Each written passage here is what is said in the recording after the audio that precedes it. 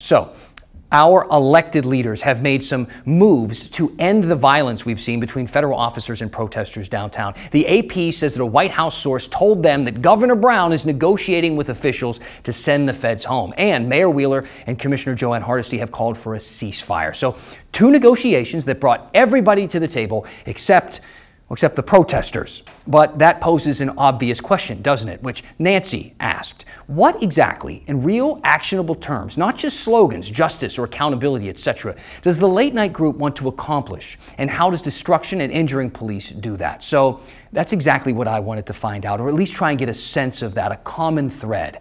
Now, the first and most obvious answer comes from a woman from the Wall of Moms, just moments actually after getting hit with tear gas last night.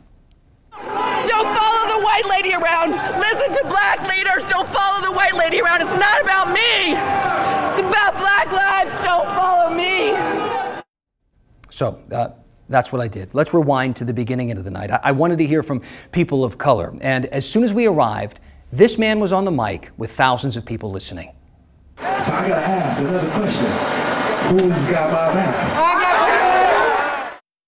So he wanted to know who has his back, and his back was had by an overwhelmingly white crowd. Now, the man with the mic took out his phone next, and he started reading George Floyd's last words, and the crowd echoed. Please! Please! Please! Please! I can't breathe! I was actually in the back of the crowd for that, not up there with the camera. And I was back there right behind a woman who was getting visibly upset by that demonstration. She was black, and I learned later that she was from a biracial family with a black father and a white mother.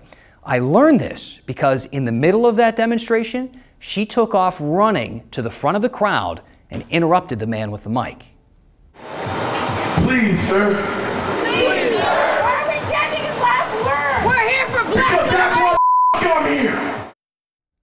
Tense. And that moment right there silenced the crowd.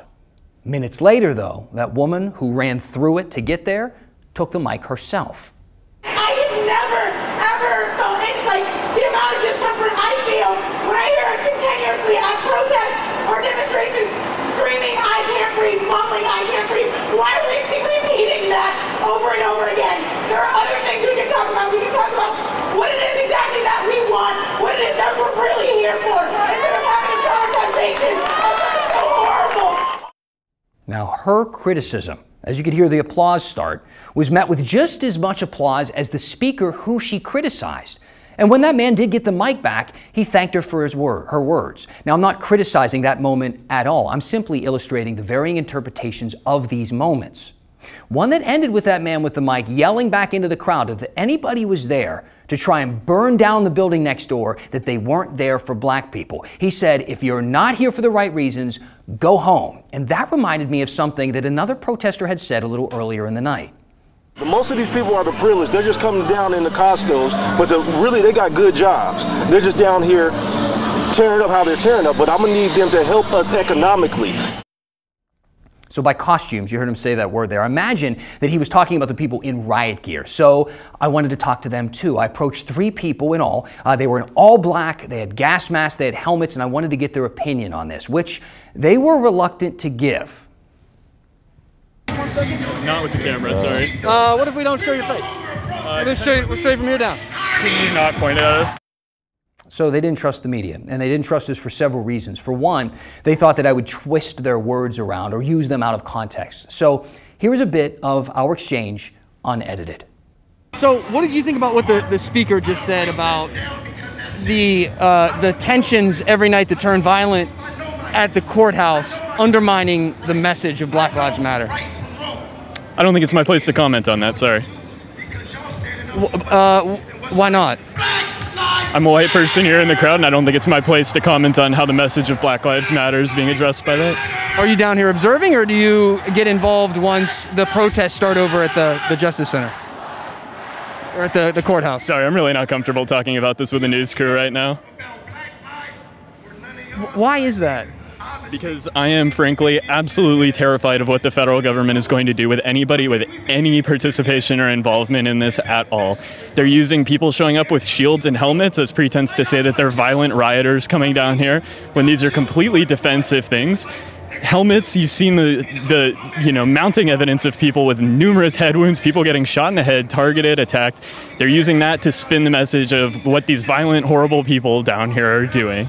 And I'm terrified what they're going to do with any evidence they have of people being down here at all, frankly. It's scary. And I'm here to support people. I'm here to support their message. And I know I'm taking that risk, but I have to mitigate it as much as I possibly can. So that person does deserve a little bit of context. He's in his mid-20s, he's educated. He told me that he never considered himself an activist before. He said that he came down there the first night, in his words, he wanted to check it out, but he was so moved by police violence that it changed the way that he saw the world. But he's not part of some organized group. I mean, if you spend a few hours down there, you'll see that there are many factions and tactics, and that the tensions are not just reserved for law enforcement.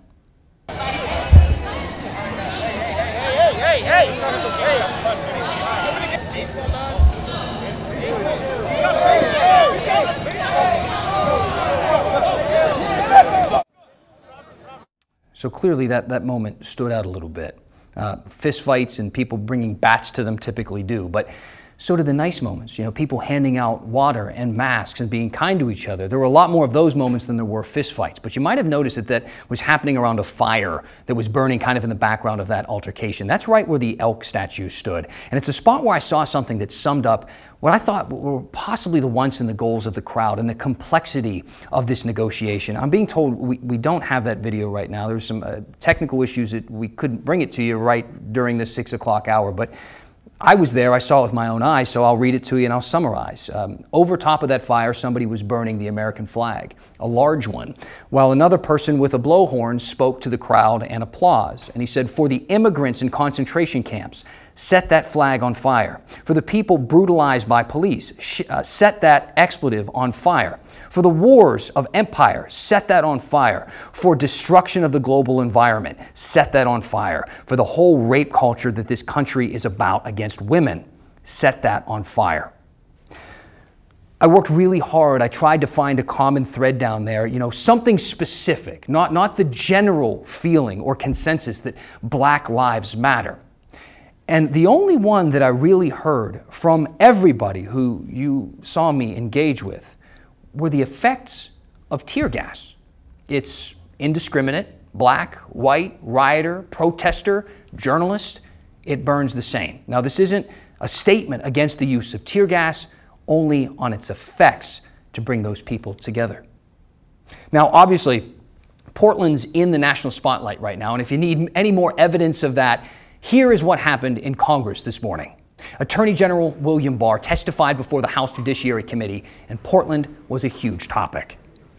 In the wake of George Floyd's death, violent rioters and anarchists have hijacked legitimate protests to wreak senseless havoc and destruction on innocent victims. The current situation in Portland is a telling example. What unfolds nightly around the courthouse cannot reasonably be called protest. It is, by any objective measure, an assault on the government of the United States. Now, Democrats, they really pushed back on Barr's defense of the federal response there. They're accusing the Trump administration of sending in the feds to help the president's re-election campaign. You used pepper spray and truncheons on American citizens. You did it here in Washington. You did it at Lafayette Square. You expanded to Portland. And now you are projecting fear and violence nationwide in pursuit of obvious political objectives. Shame on you, Mr. Barr. Can I just say, Mr. Shame on you. Portland, the courthouse is under attack.